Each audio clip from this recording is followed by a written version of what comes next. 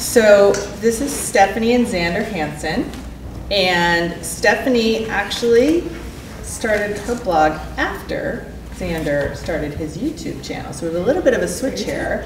And Stephanie Hansen's blog, which is the Daily Blurb, right? That is correct. She's also the online community manager for Women Who Cook and Women Who Create. Where Women Cook and Where Women Create. Yes.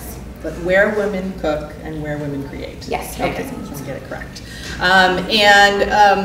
She says something about a unicorn in her bio. We'll ask her about that later.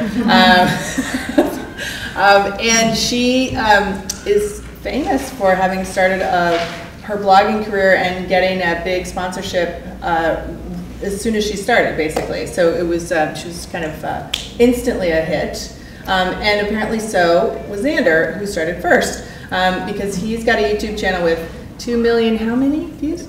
Yeah, it's reaching 3 million. Yeah, 2.9 million so far. Oh my gosh, it went up since we talked. Yes. It's been like 500,000 views in the last 2 weeks or something like that. Yeah. We're very, very close. Anyway, and he's famous for videos of gameplay for games like Minecraft and RuneScape. I don't know that one, so sorry. And Bakugan. This was the hit, the original hit. That was what started it, yeah. That was what started it, a Bakugan play game. So we wanted to hear about, what it's like at the Hansen household. I understand there's a lot of computers and things like that. And tell us about your online life and what's it? my other son was laughing when you said what it's like at the Hansen household. Oh, and he was saying there's lots of rules and lots of chores, and it's not so much fun. And we do have another member of the Hansen household here, Josh, who's behind the camera on this one. So yes. We are a very digitally connected family, and we all have our own laptops and computers and several cameras, several video cameras. Both of my kids are very interested in video and those types of things. And I think that it's definitely brought us closer together because we all are interested in it. And I think a lot of times, especially like both of the boys, they talk about it. A lot of their friends' parents don't necessarily know what's going on online. They don't have parents who are looking at their YouTube channel and being interested in it, or looking at their Twitter accounts, or looking at their Facebook accounts, and actually taking an active role in their children's lives. So because my husband and I are also digital content creators, we've kind of taken a huge interest in our children's lives and a vested interest in their futures, because I think that this is the way of the future. Technology, everything that's going on right now. We don't even know what jobs our kids are going to do in the future. They haven't even been invented yet. So I'm really, really excited to see where that goes. And I think it's just so important to be connected. And the kids want to be online.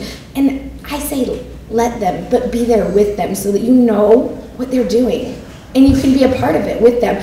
And be close to your kids. Know what they're saying. Know what they're saying to their friends. Know what they're doing with their friends. Know who their friends are. Because you get a really great peek into the mind of teenagers when you go look at their Twitter accounts. Especially the Twitter accounts with parents who obviously don't read their accounts.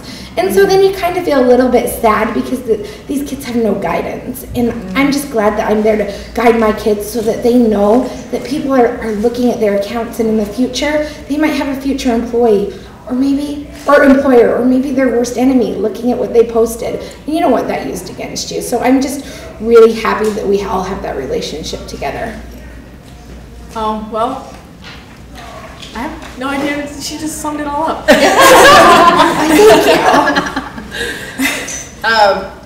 But there must be something there from your perspective. My dad definitely does play games with us, like Minecraft, a lot. Yeah. Like anytime, free time, it's my dad's on Minecraft. He's always telling me like, "Hey, let's go, let's play, let's do something." Yeah. I'm like, okay, whatever. Yeah, Minecraft is the hit right now. My house too, and obviously not just our two houses. Like everyone. And you guys have your own server for it and everything? Yeah, we have one running up in my mom's office. So I'm serious about it. Yeah. Okay, cool. So tell us about the initial Bakugan blow up. So you put up a video about Bakugan play, and think nothing of it, maybe, perhaps, and then suddenly there's an email from YouTube. What is that all about? I just wanted to be part of the cool people on YouTube, just like posting videos, because it was cool. So I had those Bakugan toys, and I just grabbed my brother and I played a game with him before the camera just to teach him, because he didn't know, he wasn't interested in that stuff. So I kind of just like taught him how to play, and then we grabbed just a normal camera, not like your high-tech camera that my mom would have or something like that. Just a normal camera, and we just shot a video from like overhead. And it was 3 years ago, nearing 4, when I made the video. And I think it took about 2 months for it to reach 25,000 views, but I got an email after that saying that they would, I had no idea what revenue share was. It was like, we'd like to start monetizing your videos for revenue share. So I showed the email to my dad. I was like, hey Dad, what's this? I have no idea what that is. And he said, you can start making money off your videos. No. So I set it up, and I think it was a week later that I started seeing ads on my videos, and I had my account set up and started from there. Yeah. And then I started putting other videos out and putting and getting ads on those ones too. Yeah. And just tried to keep it going as much as I could. Yeah, so how often would you say you post?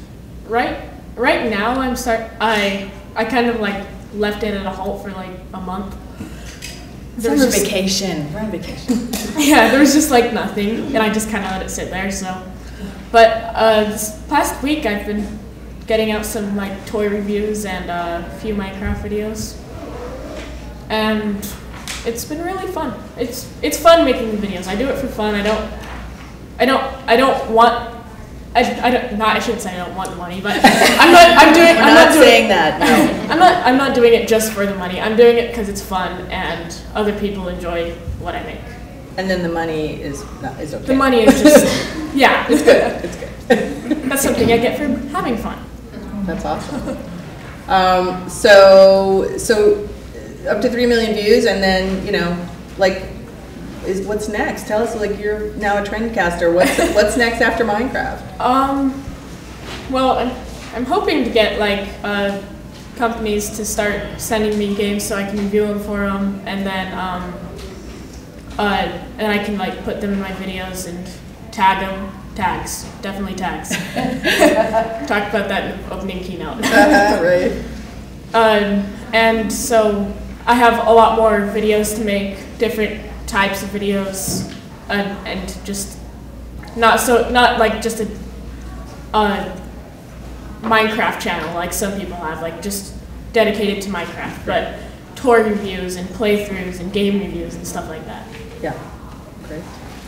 And so are you kind of like Dwan, where you're the in-house editor, or are you kind of hands-off a little bit? Or I'm hands-on in the regards that I obviously have taught them what's appropriate to put online, what's not appropriate to put online. But in the case of the types of videos and stuff he's doing, they're not necessarily personal. He's not divulging any information that would be inappropriate to put online. So I don't necessarily have to edit. He actually taught himself to use the camera, put it on his laptop, and use the editing software himself. So he actually does all of that himself, which is great, because I don't know if I would have had the time or patience to walk him through learning how to do that. Well, back then you didn't really. No, and back then actually I wasn't necessarily that. She just had a job on the computer. Yeah, I did. That's all she used the computer for. It was. I had a job on the computer, and that's really all I used it for. So he and my other son kind of just took an interest in videos, and they were making some stop motion animation and those types of things. And so thankfully, I haven't necessarily had to, I would say, police much or do any editing, because there's not much to do in that regards. But I mean, we definitely monitor what he's putting up, and if anything inappropriate ever went up, we take it down. We, just like Dwan, have all of our kids' passwords. I think that's important. Kids can have privacy when they're adults, and then they're not kids anymore. But it's really important. So yeah, we don't really have to do much editing, because there's not a lot of writing going on. Gotcha. Right. But you don't even say like, okay, it's Thursday. You need the Friday video up. No. Oh no, he's really good about it himself, and I mean, obviously he does it for fun, but also I think he actually likes the money. So he likes to keep the content coming so that he gets a paycheck every month from Google. I think there was a phrase we did a pre-phone call, so I met everyone ahead of time, and I think the phrase was, "It's better than a job at the mall." Yeah, pretty much. Pretty much. Okay, good. So tell us about how your sort of start in blogging, because it was kind of a really cool story, and you did make a YouTube video. I did. Which is adorable. Yes. Everyone should look it up. Yeah. So my kid, I had just started blogging, and about a month and a half after I started blogging, one of my friends was going to Blog World. I think it was the second year of Blog World. And I really wanted to go. It was in Vegas. I could drive. And so I thought, well, what the heck? I'll just try to get a sponsor. And so my kids, they're so cute, decided to help me make a stop motion animation video. So I took a little stuffed dog. Yeah, they bought me a dog from Target. It's a little brown dog, and we named him Blog Dog. And we made like a stop motion animation video. And I'm not sure if anybody's ever done stop motion animation, but it was I think the video was probably about 2 minutes, 3 minutes, I don't know. It's almost the length of Journey's Don't Stop Believing. So however long that is, that's how long this video was. But it's thousands of pictures of this little dog trying to get a sponsorship to go to Blog World. And he's stalking, I think that year, like the Blog-S and what's the... Guy Kawasaki. Oh yeah, Guy Kawasaki were a couple of the keynotes. So he's stalking them in this video to go to Blog World, and so it got pretty popular, and I got sponsorship to Blog World just within I think I put the video up like a week before Blog World, and I had sponsorship. A lot of bloggers were like posting it on their blogs saying, "Help this poor lady out." Yeah, no, it was really funny because I tweeted the blogger. I'm like, "Can you help me?" And she tweeted, she's like, "I think this girl needs some help and some medication." and both were true. And both were true. Very cool. Well, that's a great start to a career. It was a great start, and it was a lot of fun. I do some videos and vlogs and those types of things on occasion, but I leave that to the professionals, really.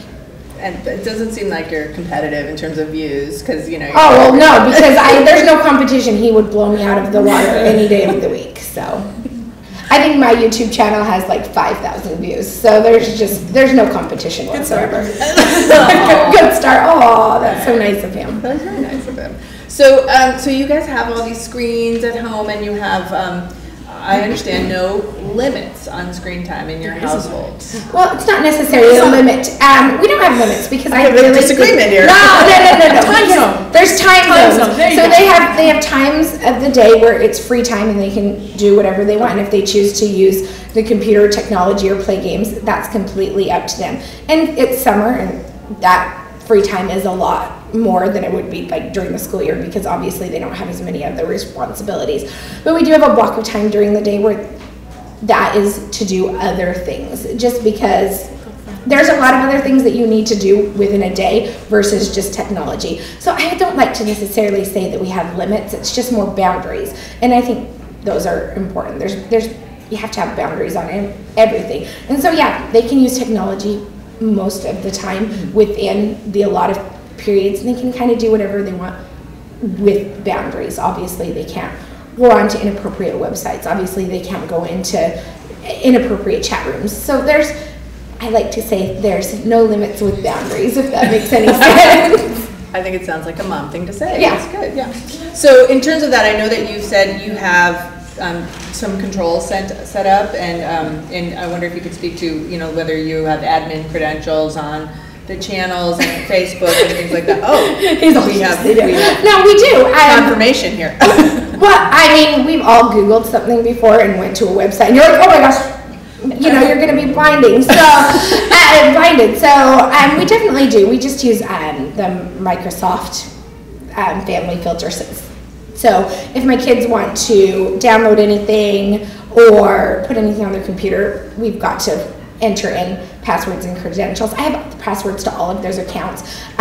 So technically they are the admins, but I can log in as them and do whatever I would like to whenever I need to. And I mean, and there's times that sometimes I have to have my kids go in and delete Facebook posts. Not necessarily, they haven't. Or their entire Facebook. Or their entire Facebook, because they've friended every single person in the universe and like 55 fake Selena Gomez's. I mean, why do you need 55 Selena Gomez's? Is the fake is enough. I mean, seriously. And just because, So definitely, we do things like that. But thankfully, my children haven't done anything super inappropriate, because we have rules. Just don't do anything online that you wouldn't want your mom, me, your boss, or your worst enemy to see. So I think if you or kind of grandparents, or your grandparents, but those kind of fall into the mom category. But I think if you kind of So I think if you kind of post within those limits and give those rules, it usually keeps the kids pretty okay. But yeah, we have all of their passwords, so technically yes, we have admin rights to everything. There's definitely a strong spell check. Oh yeah, we definitely. But that is definitely one of those things that is do as I say, not as I do, because I do not have a strong spell check filter on myself. Anytime we spell something wrong, it's taken down and reposted correctly. Okay. That is correct. Well, I make them go in and fix egregious spelling and grammar errors. I do it all the time. So does my brother, more than me. Yeah, YouTube doesn't have spell check, I noticed. So. No, it doesn't. So I sometimes, if I don't know how to type a word, I Google it, right. and then Google says, "Did you mean this?" And yes, I meant that. So what about nasty comments? Does it happen, and what do we do about it? It does happen, and it happens a lot. And I just leave them alone. That's what they deserve to be left alone. They want attention, so don't give it to them. And then I just delete it, and they're gone. If they repost it, I delete it again. I'll just keep deleting. Yeah. That's really actually very wise. I think a lot of grown-ups could use that advice. I didn't give it to him. He just figured that out on his own. But once you get a little bit more popular, and then there's a lot more comments, you can't really moderate it as well. Right. And then you just trust the community of like your subscribers and everything to flag the comments and mark them as spam and stuff like that, so people can't see them. Okay, good. Yeah. So you can do that in YouTube. You can't really do the same on a I don't know about blogs. I don't blog. Do you want to start? Well, I don't know how I would start. Like, I know a couple of bloggers here. You know? Family who blogs together, or the family who blogs and makes YouTube videos together. Well, yeah, if you want. Just later. Maybe I'll make a blog later. Yes, and I'll send you all the blog, and you can all look at it. It'll be wonderful. Well, that's a really healthy attitude about the troll comments, the not so nice comments, because I think we've all seen that people seem to be able to make those comments more freely online than they would, to your face or in public, and good for you for just ignoring. That's what I would tell them. Come say it to my face. I don't want to hear it in my face. I'd rather just delete.